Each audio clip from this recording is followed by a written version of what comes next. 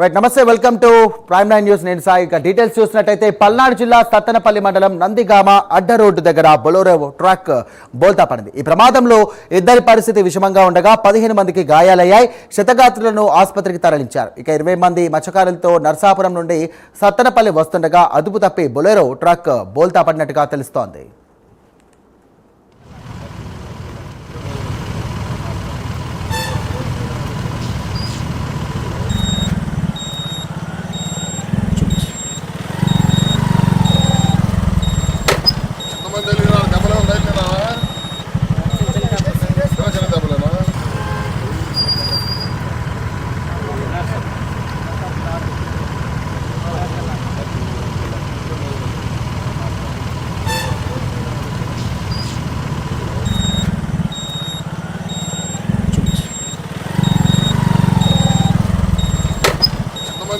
దెబ్బలు